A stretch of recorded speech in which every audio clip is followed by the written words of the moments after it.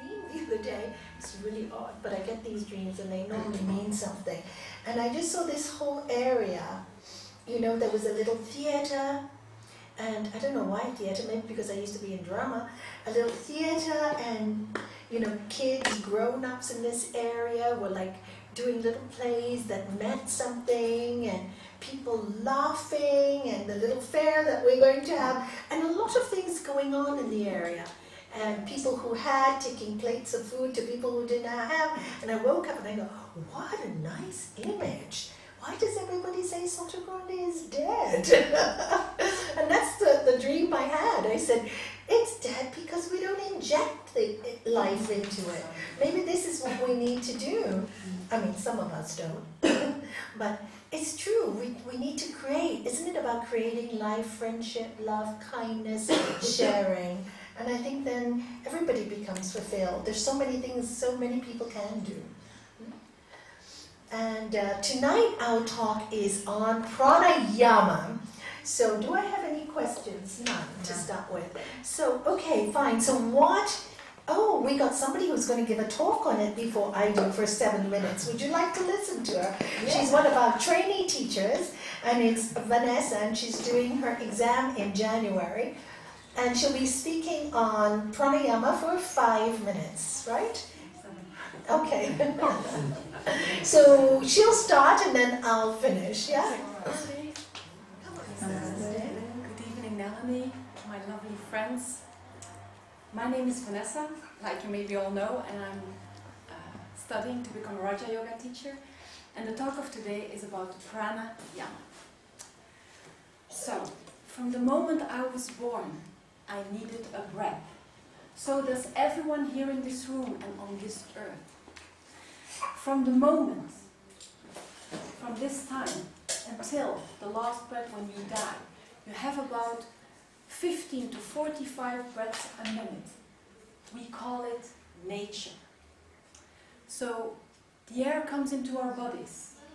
We fuse with it and we pump it through our system. Oh no, that's pranayama. She feels the vital force. So, okay, right. This was a quote. Maybe I need to repeat it, I don't know, but it was a quote of Dr. Suzuki. And I saw this man recently in a beautiful documentary called Grounded. And when I saw this, I thought, this is for me pranayama. So the coming 7 minutes, I'm going to explain you what this man meant with the moment you are born, you feel this breath until you end the breath, and what you're doing during this breath. So I did a little calculation. If you have 30 breaths a minute, that means 60 minutes in an hour. It means 24 hours a day, 365 days a year, and I'm 42 years old. That means 670 million breaths already. And I have to say, the majority of these breaths were not even conscious. So shame on me, because if I want to know who and what I am, I need to know what pranayama is. So I'm going to explain what pranayama is, why we need pranayama, how to do it, and we're going to wrap it up and end it with an exercise. So, in the Yoga Sutras of Patanjali, there are 4 sutras in book 2 who talk about pranayama. Number 1 says that the firm posture is being acquired. Movements of inhalation and exhalation should be controlled. That is pranayama. Now, what does it mean? Pranayama has 2 words, prana and ayama. Prana means, like with the baby, vital force, life force. In everything there's pranayama. In you, in me, in animals, in plants, in minerals, in gasoline, even in plastic, there is prana. So everything what moves is caused by prana. When you see power, it's an action of prana.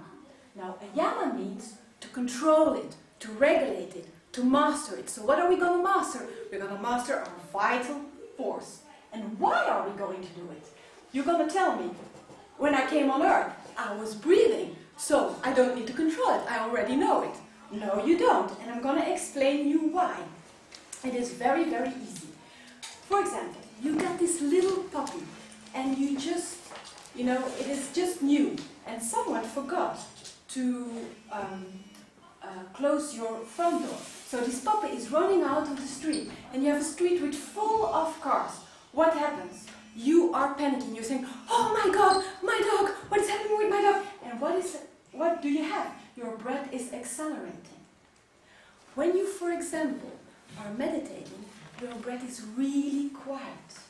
So that means you need to control it. When you control your vital force and prana, you're controlling your inner nature, your inner world. And when you control it, you control the external world. Because everything is connected. As above, so below. Microcosmos, macrocosmos, it's all connected. Now the second reason why we need pranayama is because it's very good for your health. It is good for your sinus problems, for asthma, for hay fever, for getting the toxins out of your body, for getting your blood circulation, and especially to get the mind really controlled. Now, how are we going to do this? Very simple. There are 2 sutras talking about how to do the pranayama. Now, it is very technical, but I'm going to say the 2 sutras, and then I'm going to resume it in 4 points. So, sutra number 50 says, the movement of the vital force is regulated internally, externally, or stationary. It is limited by time, space, and number, and it is either longer or shorter. And sutra number 51 says there's a 4th pranayama that occurs when you're concentrating on an internal or external object. Now, what does it mean? Just 4 points you need to remind. Point number 1, very easy. When you breathe in, there's a ratio of 1:2. So you breathe in, and you breathe in, for example, 2 seconds, you breathe out 4 seconds. You breathe in 3 seconds, you breathe out 6 seconds. So you multiply it by 2. It is because you want to really control the exhalation. Number 2, there are 4 pranayamas. It was point number 1, but it doesn't matter. Point number 1, there are 4 pranayamas. Number 1 is an inhalation. Number 2, a retention. So you keep up the breath. Number 3, there's an exhalation. It's like blowing out a candle. And number 4, it is called the unintentional retention. You have it when you meditate. They call it the Kevala Kumbhaka. Number 3 is you need to practice it. And when you practice, for example, 1 breath, just increase the numbers of time you're doing the exercise, because that will really enforce your health and everything that surrounds pranayama. Now, last thing, what really crossed my mind and what I found really important is that in these sutras is written that vital force is like a cobra. And when you play with a cobra, you really need to be careful that you are... Exactly. So time's up, thank you. All right, no problem. That you have to have a proper cobra instructor with you. So that is very important. So thank you very much for listening, and namaste.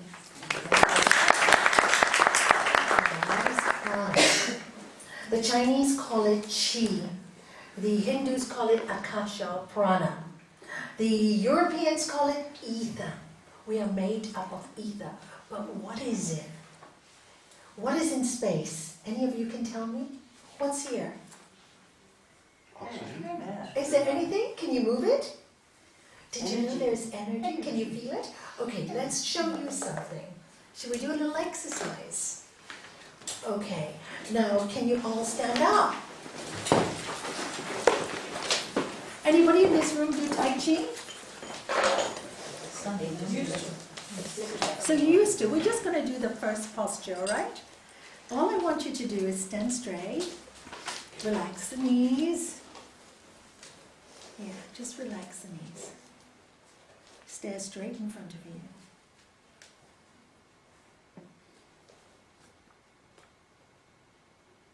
And very gently, looking straight ahead, start to bring up both arms. And as you bring up both arms, start to bend low. So slowly.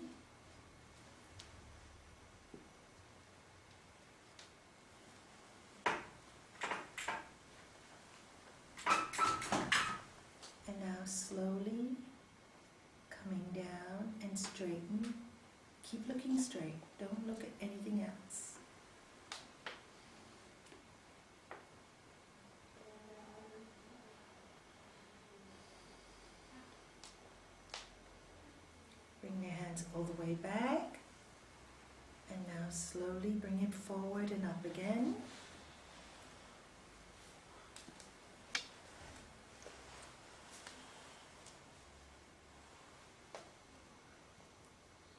Stay still. Feel the vibration, palms of your hand. Bring the knees up. Bring both your hands together. And feel. It's got a shape. Can you feel it in your hands, your wrist?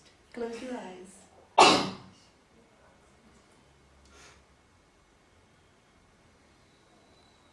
Feel anything going up your arms?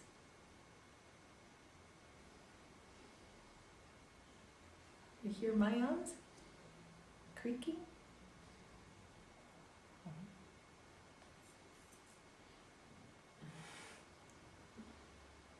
Can you hear it? All the prana going through my arms.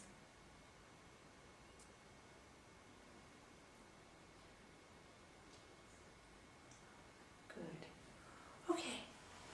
So you all felt prana. Yeah? That's prana. That's energy. And when we stay still, we can harness it. We can harness it. Which means we can capture it.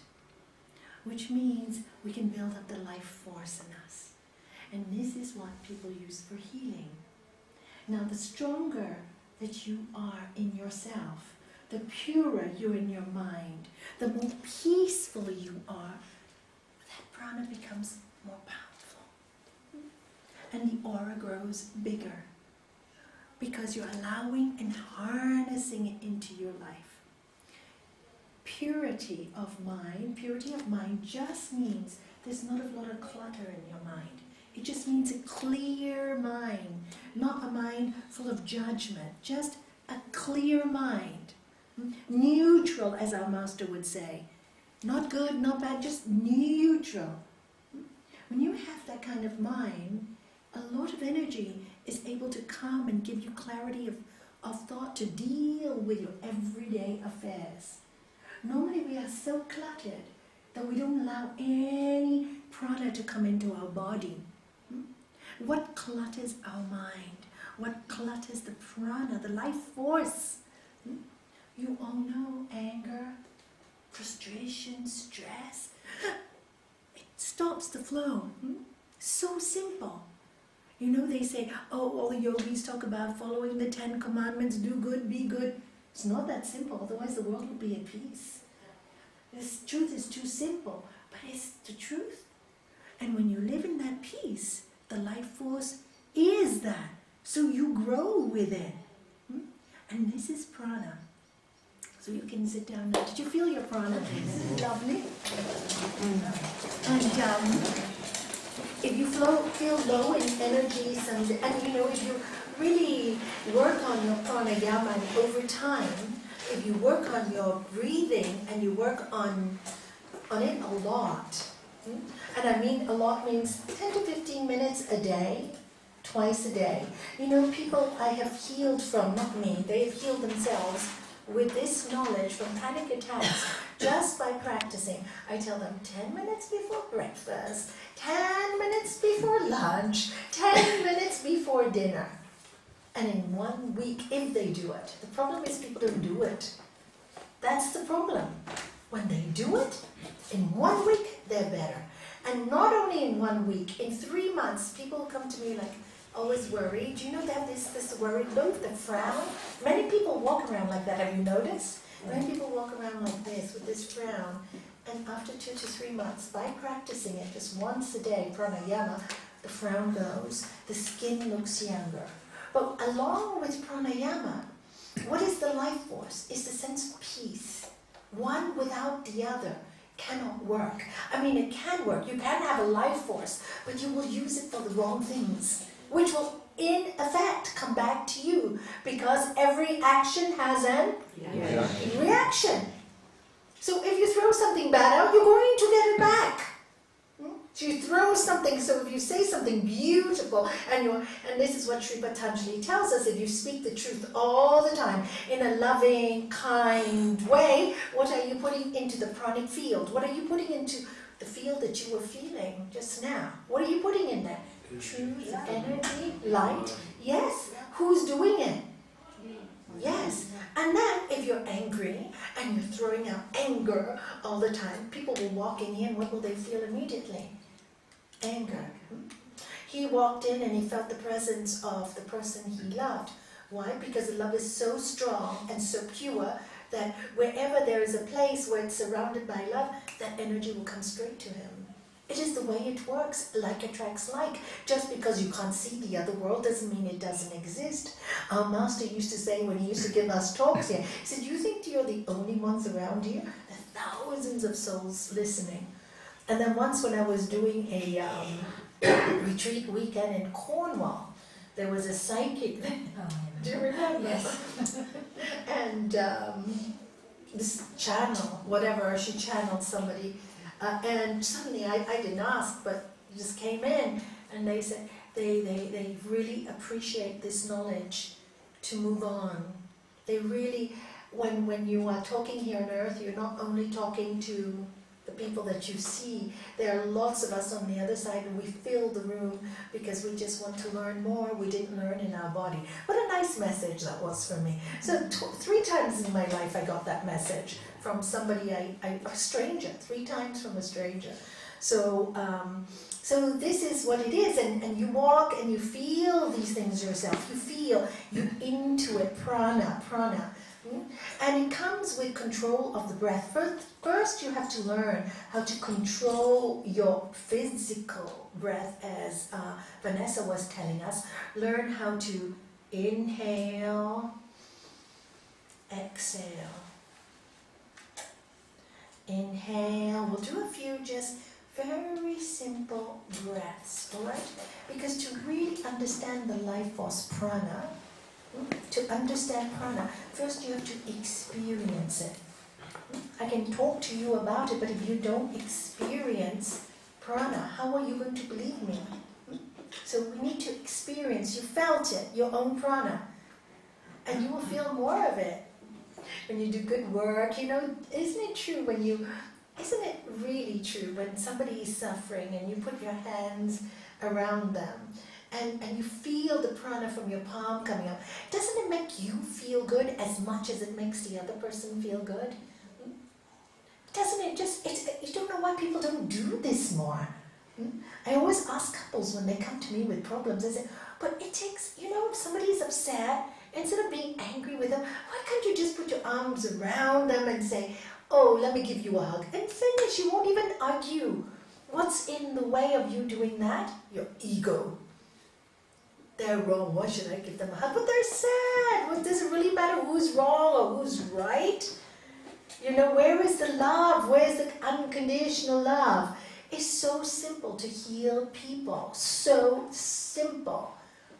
There's no fancy words in it. But learn that you have it first. So if you learn you have it, you know how to use it, and then you use it well, you live a great life on earth. And it's great because you heal yourself at the same time. Every time you're healing somebody else with that great love and no expectation of anything in return. Big one there, huh? Don't expect anything in return. Do it for the sake of it. Do it for the love of it. You grow in prana. Your energy grows. And if you don't believe me, try it for 1 week. Try it for 1 week. You will see the difference. My master told me that when I first started yoga, wow, so many years ago. And he said, you know, I was a severe asthmatic. And he said, having 32 tablets a day, virtually, all kinds, just keep me walking alive. And he said to me, Nalanie, just do pranayama. My first pranayama was not pranayama. My first pranayama was meditation. And why is meditation a pranayama? Exactly what Vanessa was explaining. Because in meditation, what happens? You slow your breath down. And of course, if you slow it down, what are you building up? Life force. You know, they say we measure our life in the minutes and the times we breathe. So, if you're stressed, how many years do you take away from your lifetime? Or an asthmatic, right? But if you're not, and you control the breath, how many years do you add? So let's start with a simple, normal breath. All right? Normally, when we breathe, we take 500 cubic centimeters of air in our body. When we do pranayama properly, when we breathe in properly, we take 7 times more. Now, you imagine what that's doing to your cells. Keeping them younger, keeping them better, keeping them happier, better than any medication you can have. Not only that, if your cells feel happy because they got oxygen, your mind is more able to cope with the problems. If your body is tired and weak, your mind is not able to deal with life. So keep the energy in your body by the practice of pranayama. So if you all sit with a straight spine, and let's try the normal breath. If you just all can remove anything from your lap so I can just take a look at more or less at you and see how you're breathing. Please inhale for me. And please exhale for me. Very good. Some of you are doing it right and some of you are not. When you inhale, like a balloon, can you all imagine a balloon? What fills up first? The bottom, right? The bottom, when you blow in, the bottom, then the middle, and then the top. And then when it's there, you tighten it, and you've got a nice balloon that's healthy. And when you remove the knot, where does the air come out first? From the top, and then the center, and then the bottom. So when you exhale, it should go.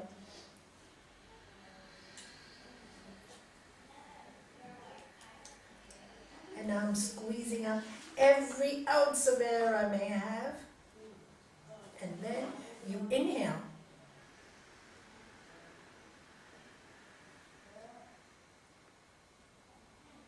Exhale, I'll just show you first.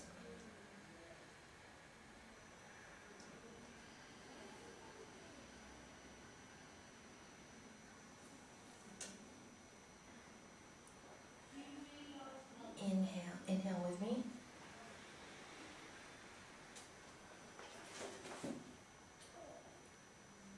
Exhale.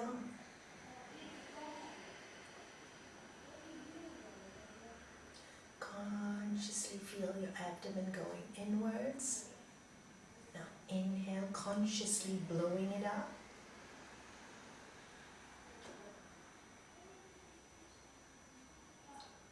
Consciously reducing the prana, the oxygen from the lungs, solar plexus, abdomen, going in, breathe out more, breathe out more, breathe out more. Now inhale deeply.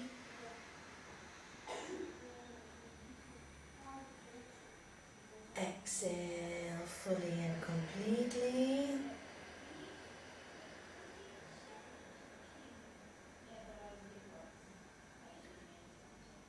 Inhale deeply.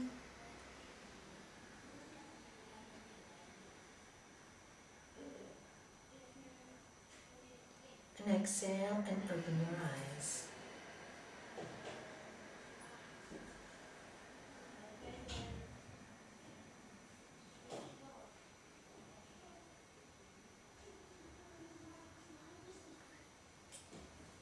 Karen, could you ask them to be quiet? Sorry. No, it's no problem. Don't forget. Yes. Otherwise they can go to their house. Yeah. They're welcome to go into my house. Yeah. So this is first the 3-part breath, and it's called Dirgha Swasana. And it slows you down. And it builds up your energy field. Sri Patanjali tells us that eventually, which you didn't have time to finish, with the practice of pranayama, the veil over the inner light is destroyed. And for me, that's my favorite sutra. Forget about the inhalation, exhalation.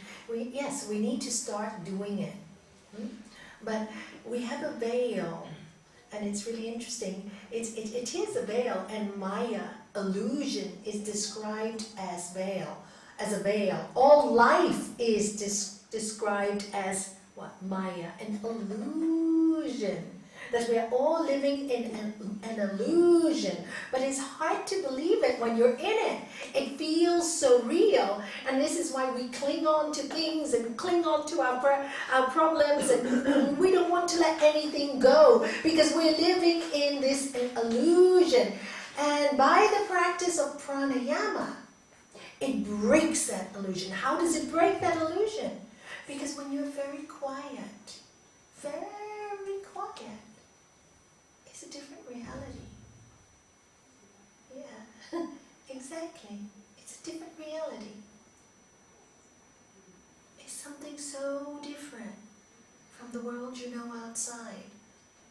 And then when you are quiet, what happens? What are you able to do? Anybody in this room? Listen. Pardon? Listen. Thank you. Thank you, Carrie. Thank you. You are able to listen. And what else are you able to do when you're quiet? Receive. See? Receive. Receive, yes. What are you receiving? Inspiration. Inspiration.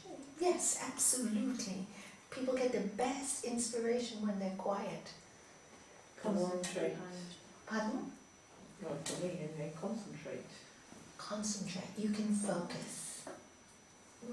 I feel the peace. Feel the peace. Yes, very much. Okay. You can see the world around you. Correct.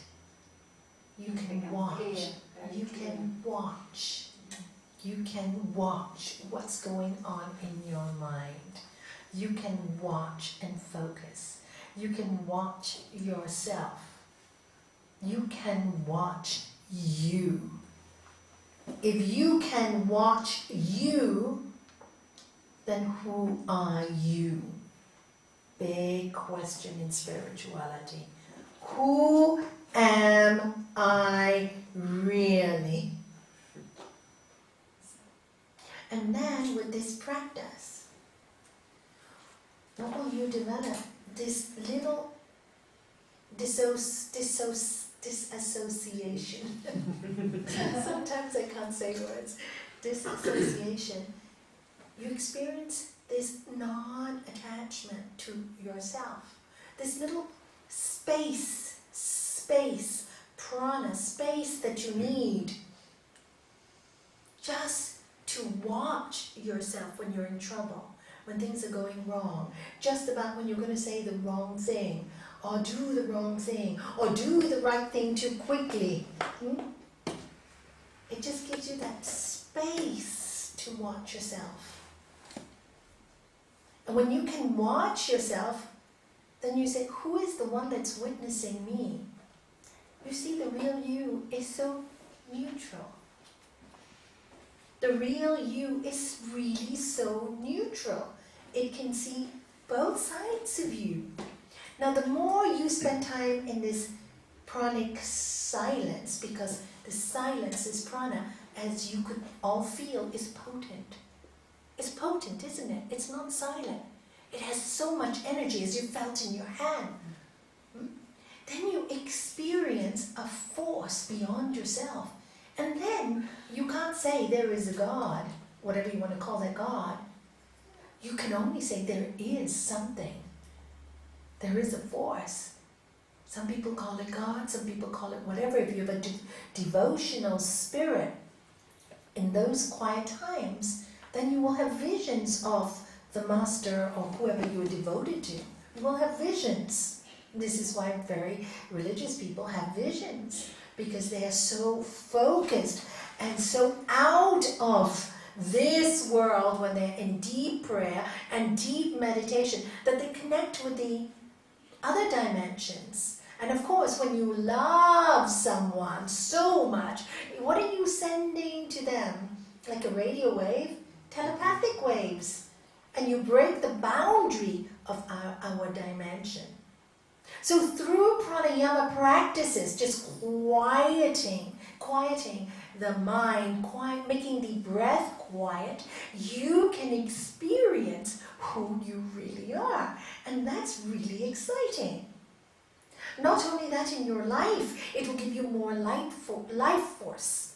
The practice of it will give you life force. We need life force to live in this world, especially this day and age.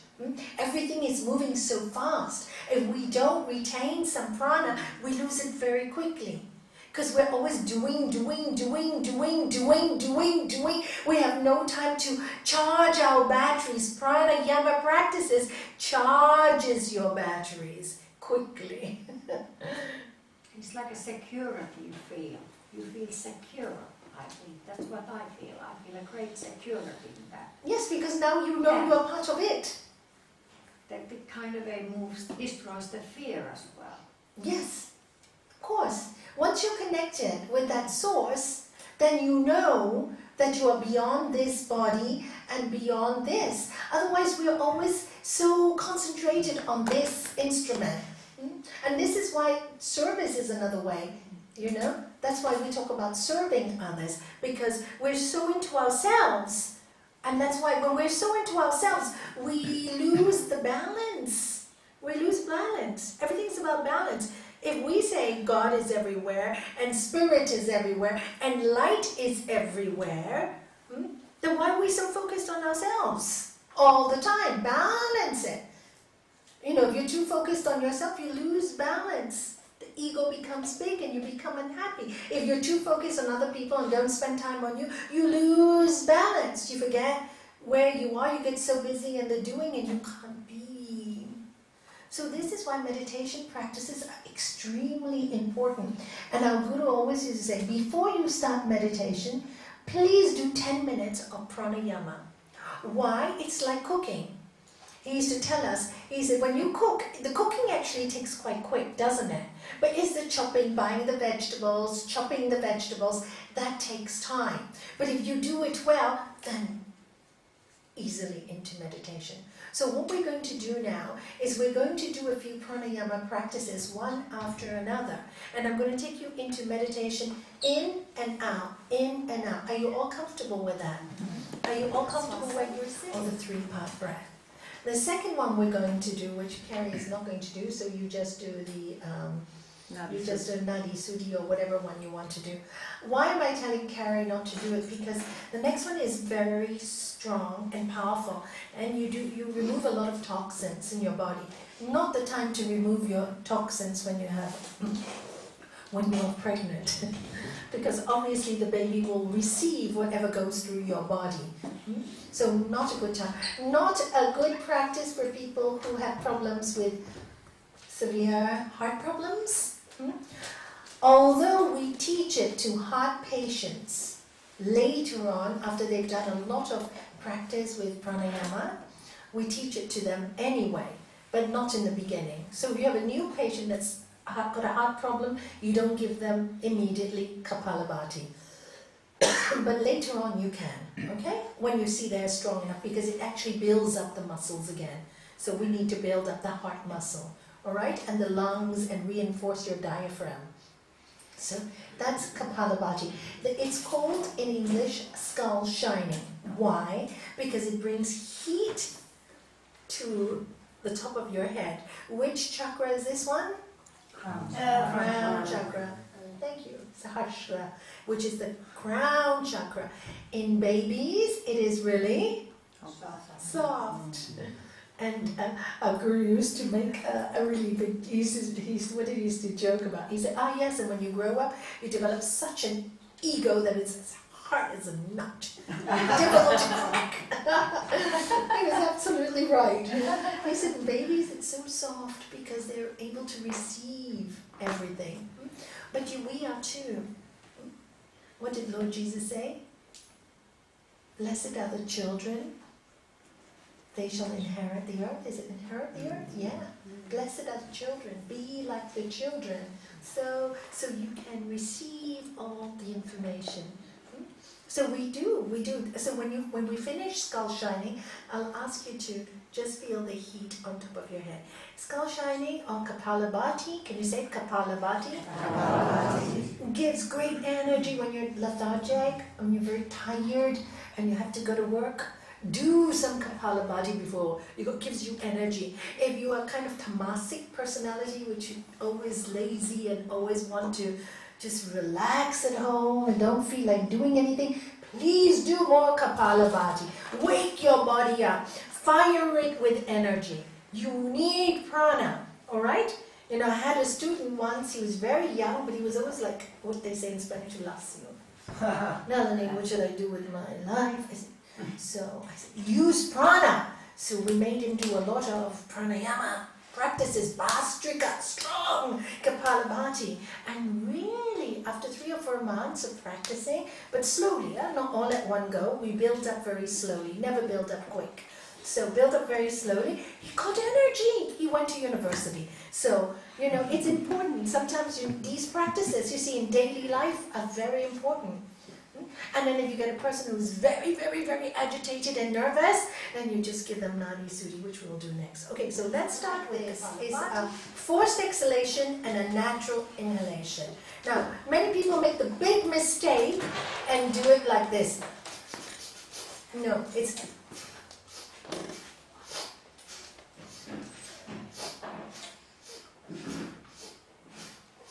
Okay, so we start together. Inhale.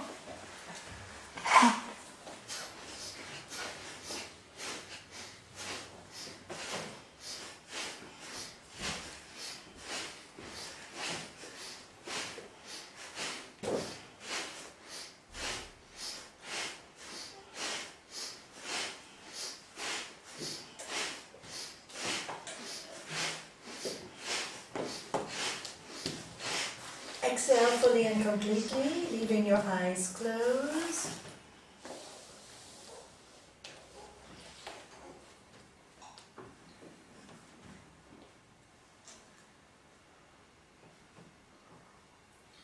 Inhale slowly and naturally.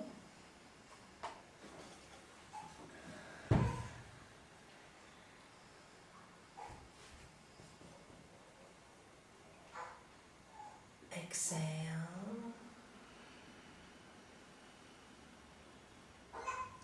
Leaving your eyes closed, I will watch you. We'll do the second round. Inhale deeply.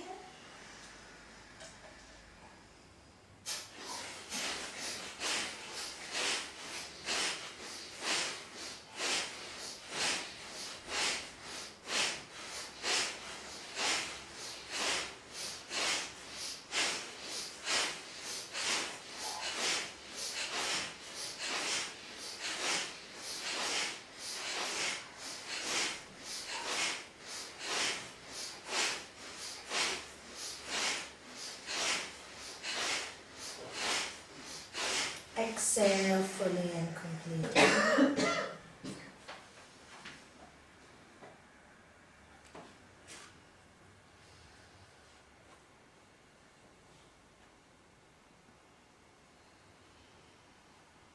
Inhale naturally.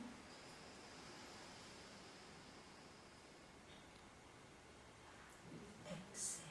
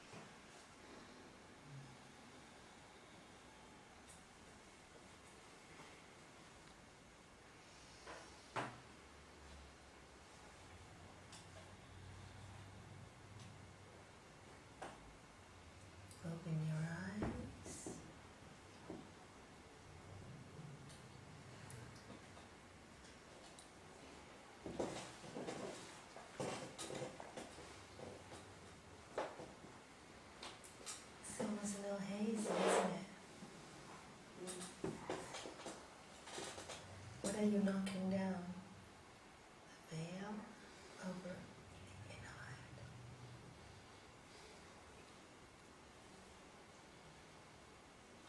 For any of you focusing, whenever you open your eyes, try and stare at that dot in what we call the yantra. All that dot means is we all come from the same place. Truth is one, hearts are many. Let us live in peace and joy. Let us live in love and light. So whenever I say stop and open, try and focus on that yantra. Alright, can you see on this side? Do I need to move back a bit? In there, just with 3 rounds of Kapalabhati, your attention already became quite still. This is why it's really important to do this, so you start to understand yourself more, understand your mind more, and understand what is happening. You know, we have the chant, lead us from unreal to real, lead us from darkness to the light, lead us from the fear of death to the knowledge of immortality. We're so fearful of death, but when we can see these veils and we can be part of the space, then you see there's no fear of death anymore. And if you don't fear death, you don't fear anything or anyone. And then you really value life. And that's why the veil gets broken.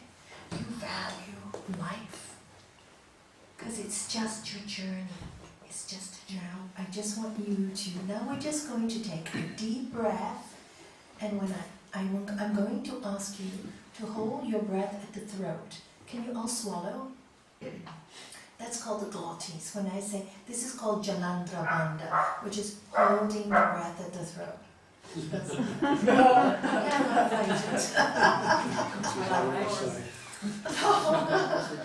cannot fight it. So we'll just enjoy the noise.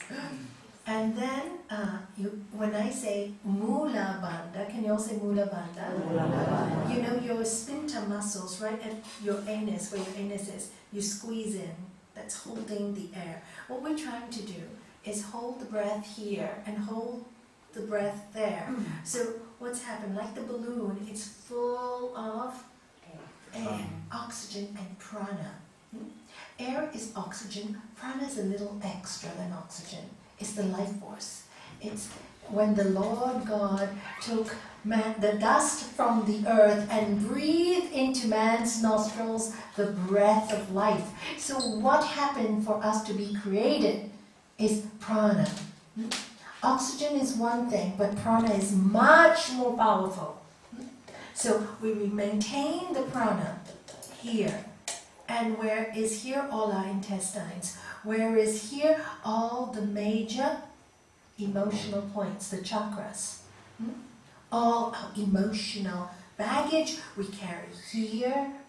So this is to bring oxygen and vision and clarity and to clean up that area. Physically, mentally, and then to feel the spirit in you. Okay, so let's try the bandhas. Inhale deeply. Close the air at the throat, called Jalandhara Bandha. Close the air at the anus.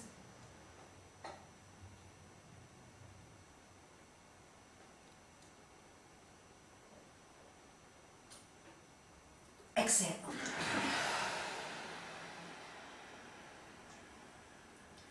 We'll do it again.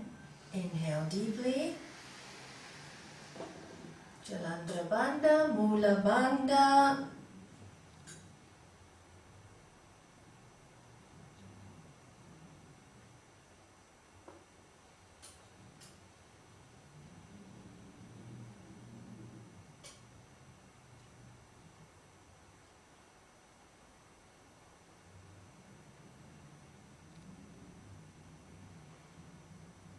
Exhale.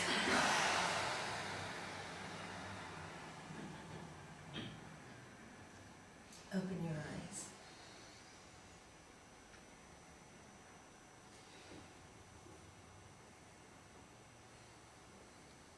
And stare at the yantra, just stare.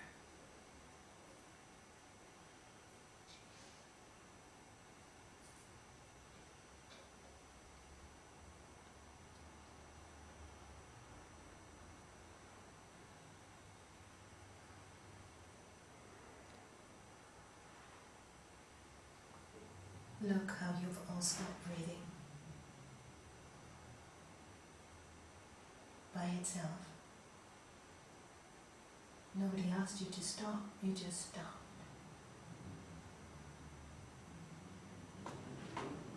If you feel your hands now, if you just do this,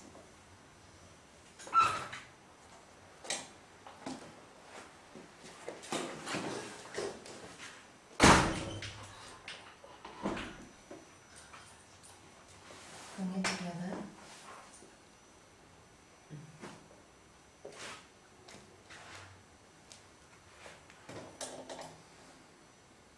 Just leave it still.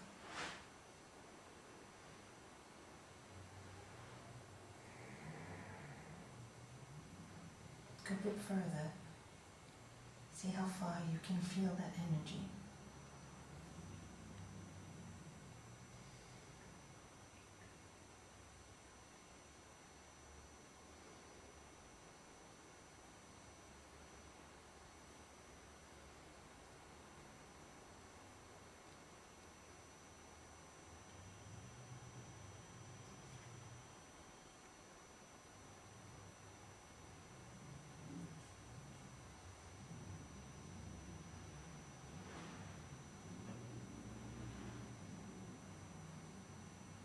Okay, relax the hands.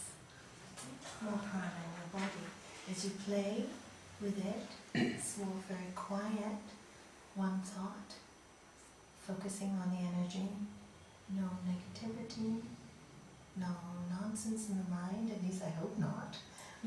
There's a lot of thinking process, means you have a lot of work to do with your own mind. It tells you, my mind is not still yet. So good, it's good to know. But if your mind is very quiet, wow, it's quick to get into meditation. Okay, now we're going to do the next breath, which is Nadi Sudhi, which means alternate nostril breathing. This is wonderful to massage both sides of your brain, the left hemisphere and the right hemisphere. Again, it's all about balancing. So we call it Chandra and we call it Idan Pingala, the two nadis that move up, the two strongest nerves that move up our chakras. So we're working with this to open. The ultimate point is what we call the third eye. Now, is it really a third eye? No, it's just your intuition. If you should cut your head in half and go to the middle there lies the pituitary gland and the pineal gland. The pituitary gland, we know, is the master gland that produces most of the hormones. We do not know much about the pineal gland. But many people now are thinking this is where you get your sixth sense from. The yogis always knew it. Now the point is somewhere in between there. So when you bring your eyes towards the tip of your nose. Look at the tip of your nose. You'll feel something in the center right there. Do you feel it? Mm-hmm. Look at the tip of your nose. Don't close it completely. Just you feel the pressure right there on your third eye. All right. Now focusing on that, I want you to focus at the tip of your nose, so you don't look anywhere. First, let's bring our hand up so I can show you how to do it. And then we'll take the second finger and third finger down. And then we press against, use the thumb against the right nostril. You exhale through your left.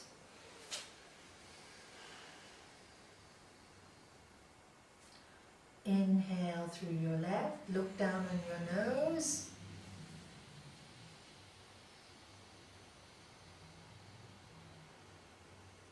Hold the left.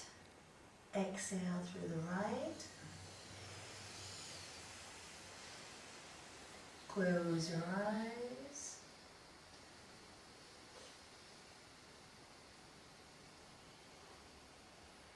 Inhale.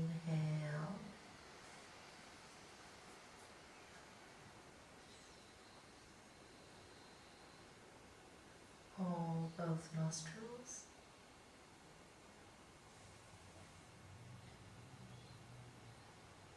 Exhale through the left.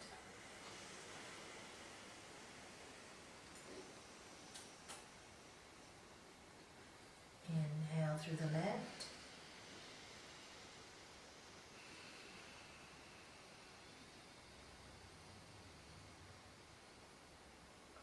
Hold both nostrils.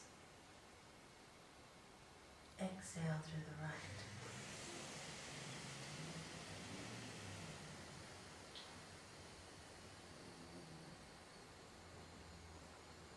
Inhale.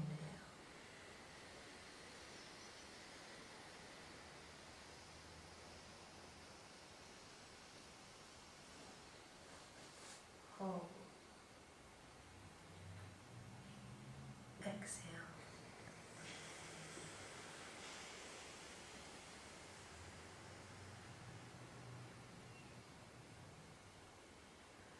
Inhale.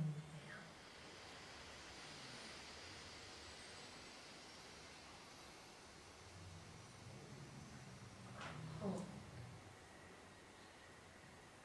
Exhale.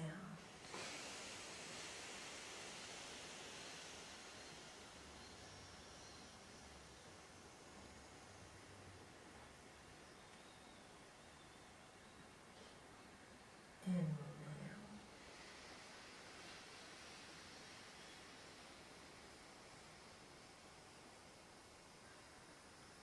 Hold. Exhale.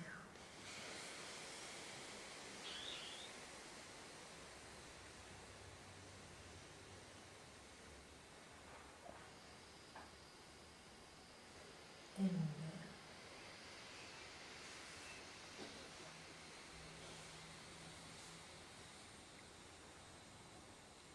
Hold. Exhale, fully and completely. When you finish, put your hands on your lap.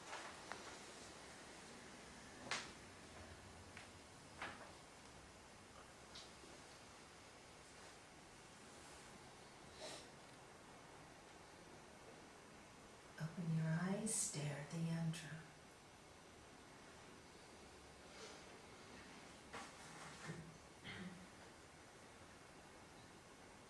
Close your eyes.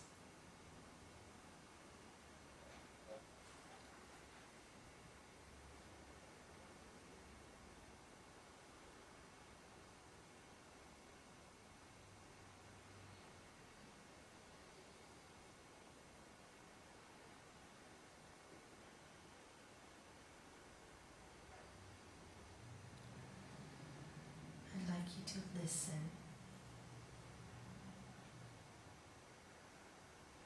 Just listen.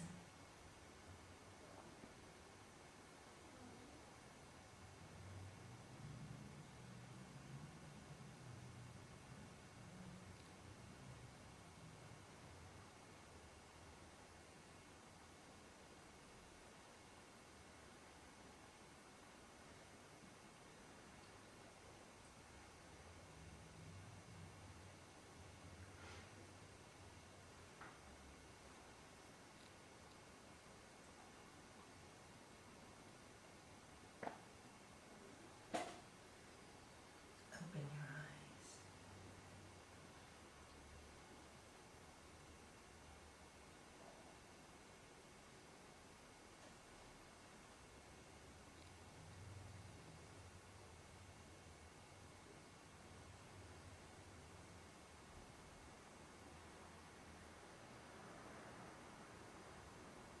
And just bring this one thought to your mind.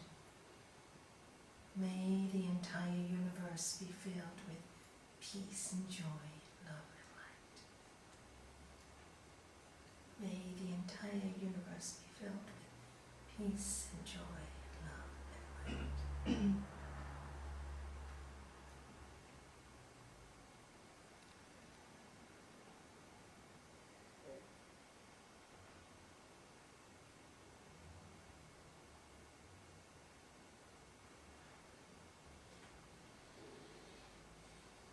You can close your eyes.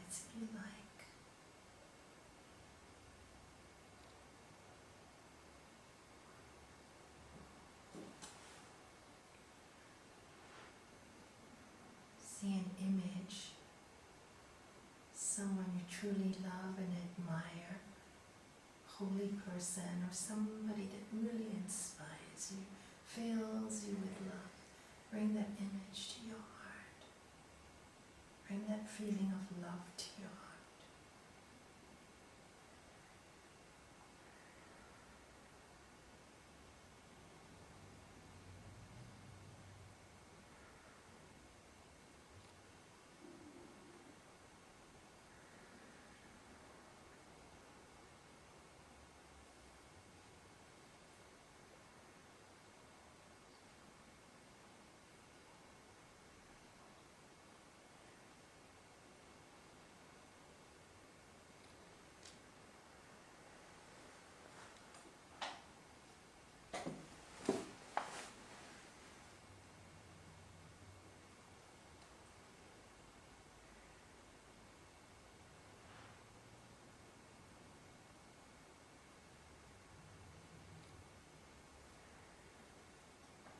Open your eyes.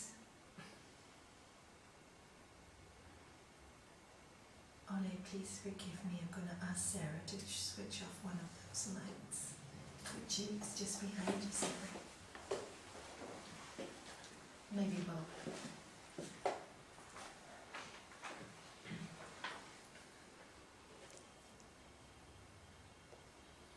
Squint your eyes and stare at that center red light, or red mark. Squint them as if you're trying to look in the sun. Leave just a slit open to stare.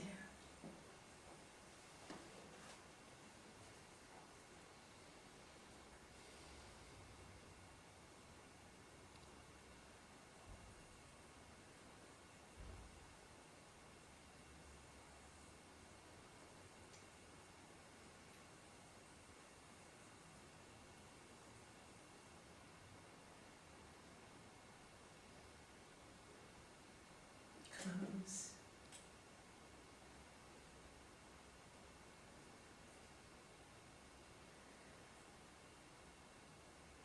If you stare really well, the image will be imprinted on your forehead. When you close your eyes, you'll see it.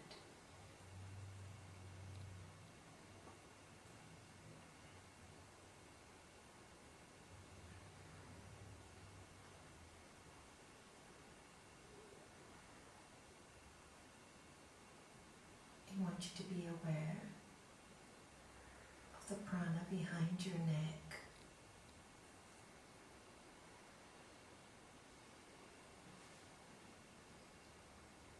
Going behind your head, be aware of it.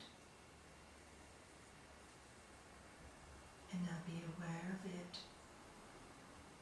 on the crown of your head.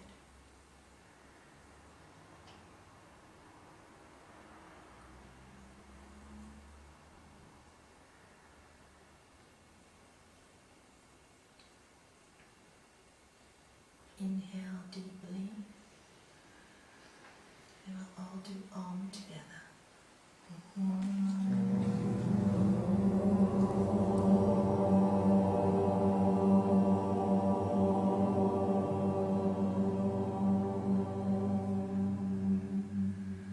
Inhale again.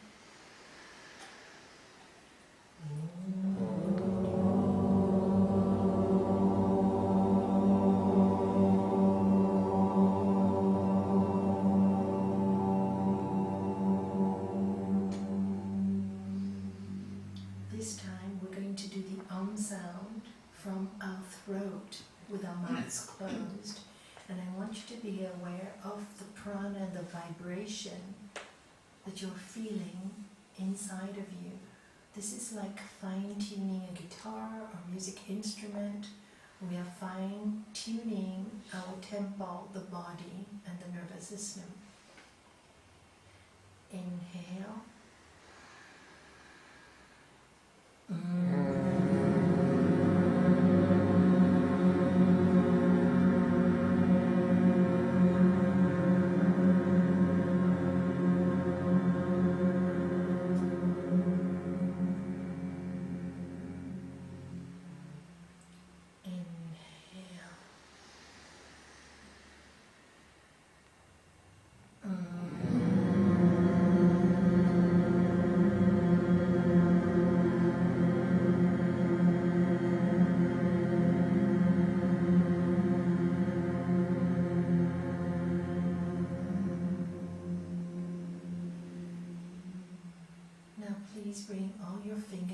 together, like in both hands, the fingertips on each other, like this on your lap. We'll repeat. Inhale.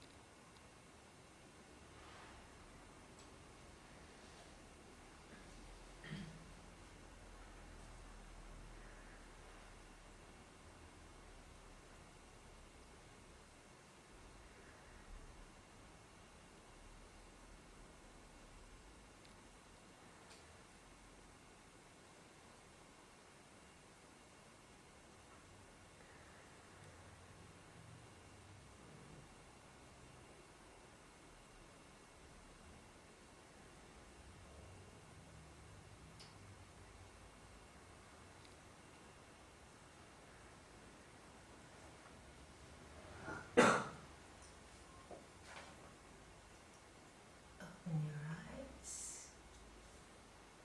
Focus on the yantra again. Squint. Look at it. Think what it reminds you of. Truth is one, paths many. Let us live in love and light.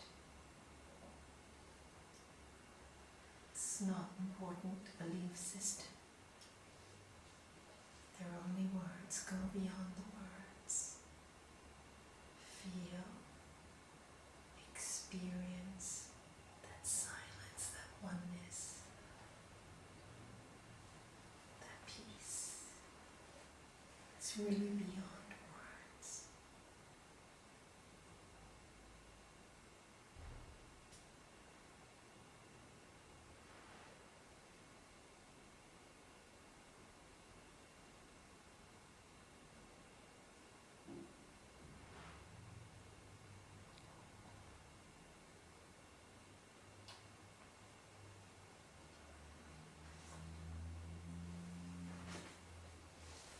Upanishads, you cannot know the Lord of love except through love. You cannot know it through words. You cannot know it through scriptures. You cannot know it. You can only know it through experience of love.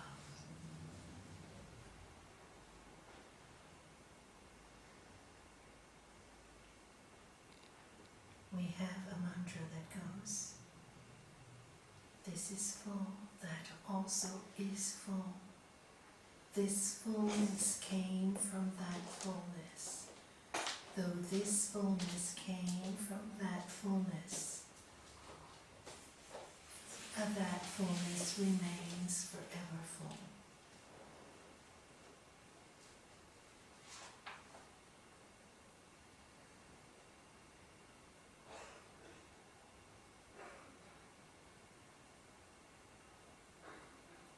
Open your eyes.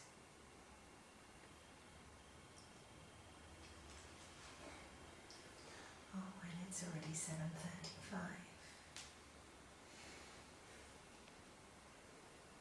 Been meditating for the last 25 minutes on and off. Did it feel like it? Fabulous. Yeah. Did you enjoy the silence? And we haven't even answered your questions tonight. We'll leave it for next week, shall we? Okay, I know one was urgent. Is it urgent? Okay, then. Yeah, she wanted it done today, right? Okay, do you mind if you have to go? Yeah, just go ahead. Thank you, Karen. So this is the practice of pranayama. We didn't finish, so we'll have to continue next week. We only covered 3 breaths. We still have another 4 or 5 or 6 to cover. And so this is so you can experience prana. And you see how just by the practice of, you can make one low, it's very great. Yeah. Okay, thank you, that's perfect. You can see just by practicing so little, which is what we did, so little. Maybe next week we can do longer, longer of each of the breaths, and then, and then you can see the longer you do the breathing, the quieter your mind becomes. So most people want to meditate or pray or just find some peace. Say, I can't, Nalanie, I can't. So the preparation is really important. And in fact, the next sutra, Sri Patanjali tells us, after this practice, then the mind becomes fit for concentration. Easy to do then. No struggling, no struggling. Meditation should never be a struggle. You're joining with the full force. And that's what we're trying to understand. What is the best breathing exercise for asthma? All the ones I've shown tonight. Every single one. What I've shown tonight is excellent. And next week I'll teach you Ujjayi, which is also wonderful, but that's a more advanced practice. Every single one. And when an asthmatic is really hyperventilating, what you need to do is slow down the breath.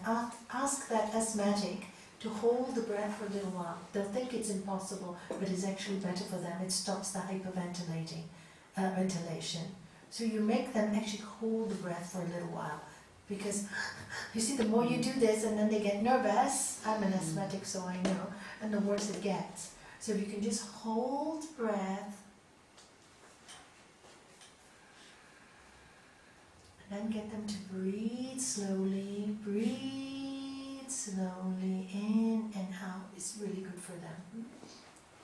See, the worst thing is that we get into a panic, the lungs close up. Sometimes if it does, then you really cannot do anything with the breath.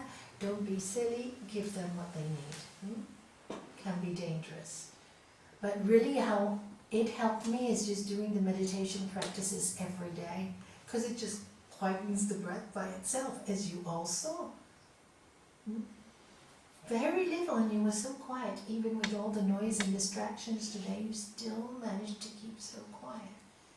And did you hear that silence has a noise?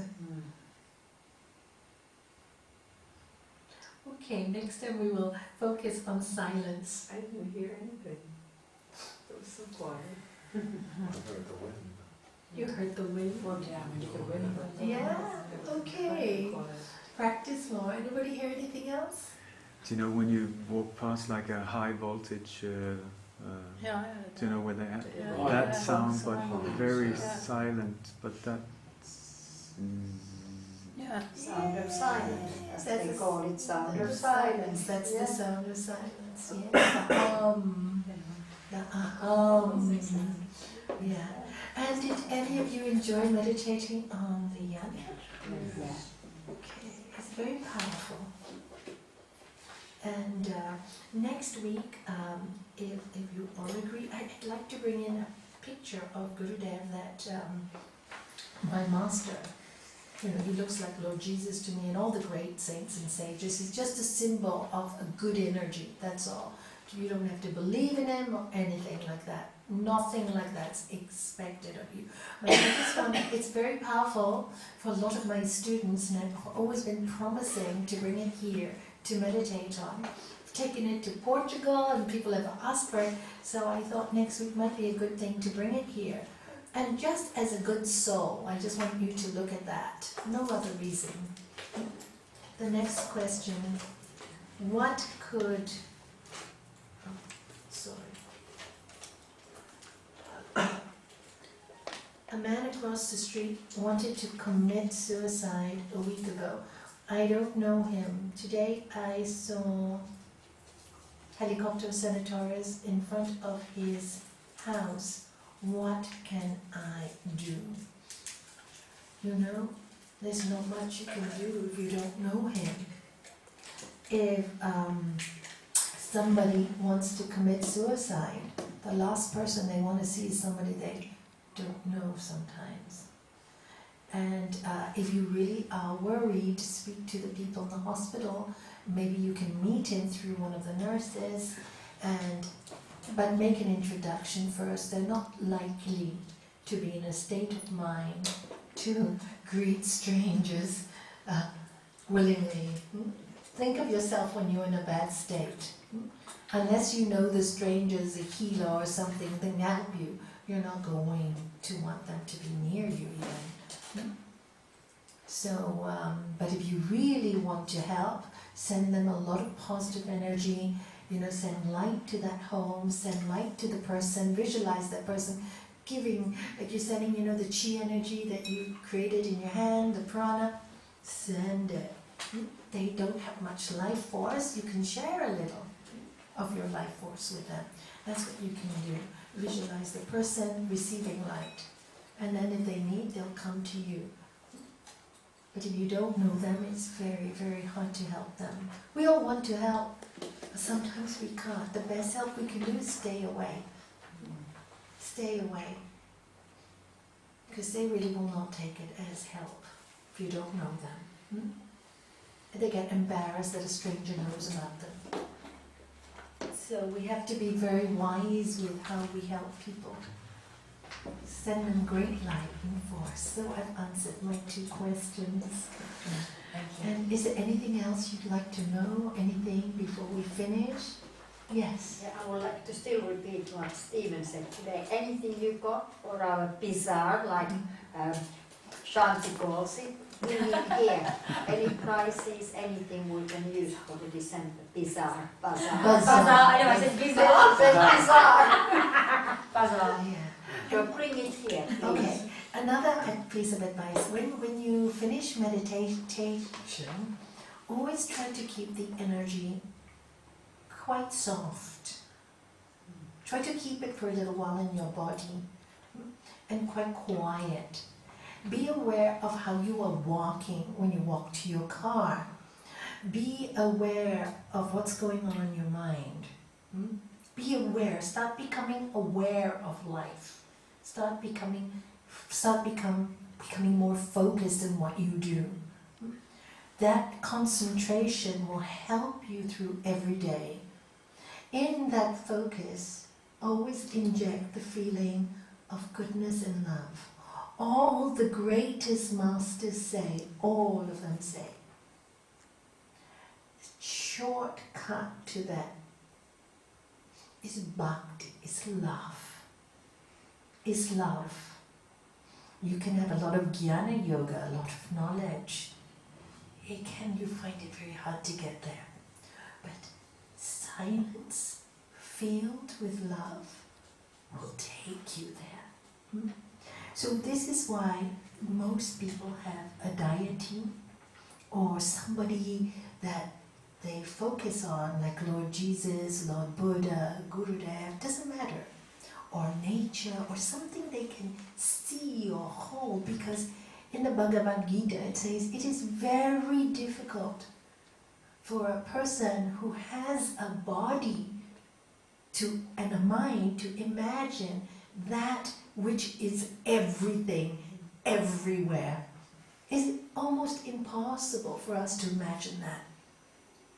So, but it's easy to get a manifested form And this is why we have the avatars and the great ones. And that's why they're called the sons of God. Just as we are children of God, we are their brothers and sisters. We are no different. But they've attained it. You see, without an example, we cannot know what it looks like. So they are our examples. But what have we done is like my master used to say, well, you glorify me, you put garlands on me, and then you go home and you don't practice what I teach you. What's the point? What's the point? Spiritual teachings are to be applied on earth. Try and do everything you do with a feeling of love. You cannot always do it joyfully, but you can always do it lovingly. Sometimes we are in a sad place, and it's okay. Do it with love. And then the sadness takes a step back. And practice with the people you're living with. The gentleness I said. Practice gentleness in your life. Practice softness in your life. With everyone you meet, male, female. We're too harsh on each other. We're not gentle. I told you the vision I had when I went to Fatima, well, maybe not this group, but many groups. And the message I got so clearly was, our world needs more compassion and love. We've become so selfish. Always thinking here, I, me, mine. So instead of, as St. Francis says in his lovely chant, Master, may I not seek so much to be consoled as to console, to be understood as to understand, to be pardoned as to pardon.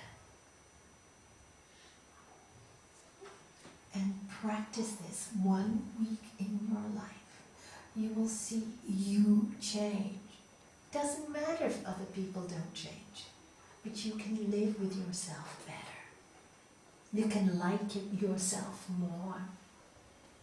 And when you like you, you can like everyone. And when you love you, you can love everyone. And then you can see that deep in the hearts of all lives the light of all lights, that everyone is divine. But you cannot see that any other way. It is through the physical practices of daily caring and loving and focusing that will take you there. Anger takes you away. Learn to forgive quickly. We cannot fix the world, but we can fix ourselves. And in fixing ourselves, we fix this energy around us. The prana here, now, around us. We can do that. Isn't that nice to know? And I thank you all for filling my room up, this room, full with lovely prana tonight. Lovely prana. Thank you for doing that. Thank you. It's great when it's filled with prana, isn't it? It's very good for this home. Very lucky. So thank you. We are the ones who are lucky who can come here. Oh, thank you, thank you, thank you, thank you. Because this is often where it happens. Isn't it? This is where we start. This is where we start. This is home. This is where we feel safe because we all trust each other. And we know we all just love each other. And, you know, even though you may have anger spasms here and there in the outside world, we put it out there. While we're here, at least we know we're like-minded. Doesn't matter what the world outside knows or doesn't know. We just have to love it, not judge it. Not judge it. Just love it. Because it's all part of our world. We cannot separate it from us. So like I said, you know, can't beat the noise, let's accept it. The moment I said that, did you see it? All the noise stopped. True. It is like that. It is like that. You know why it was going on? Because it was such a deep desire in me, and every time I have a personal desire, it doesn't work. I've learned that you should experience what I'm experiencing in total quiet. I just wanted it so much, and then all the noise started. And then, no, I'm not gonna, thy will be done, not my will. And it gave you silence. There's no control. We have no control. No control. We try to control, we stop the flow. I see that every time I had to laugh in my head. So subtle it comes. Even a good desire, it's not a bad desire, but still a strong desire. Whatever will be, will be. Whatever people need, they'll take. That's it. We have to do it and just let it go. Let it go. Do everything in your life like that. Let it go.